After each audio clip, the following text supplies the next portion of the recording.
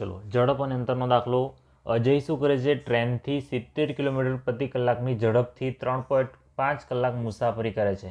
બરાબર. ટ્રેનની ઝડપ કેટલી છે? 70 કિલોમીટર પ્રતિ કલાક. કેટલા કલાક? 3.5 કલાક. તો તેણે કેટલું અંતર કાપ્યું હશે? તો આપણી પાસે અંતર શોધવાનું સૂત્ર શું છે?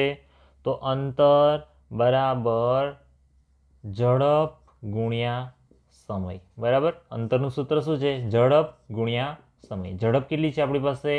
તો 70 કિલોમીટર પ્રતિ કલાકની છે અને સમય કેટલો છે? 3.5 કલાક છે. બરાબર. હવે 70 ગુણ્યા 3.5 છે, દશાંશ સંખ્યા છે, આપણે શું કરીએ છીએ? અપૂર્ણાંકમાં લઈ લઈએ છીએ. બરાબર. તો અહીંયા શૂન્ય, આ બે કેન્સલ થઈ ગયા. એટલે હવે શું રહ્યું? ખાલી 35 અને 7. એટલે 35 ગુણ્યા 7 કરી દેવાના. 7 પંચા 35,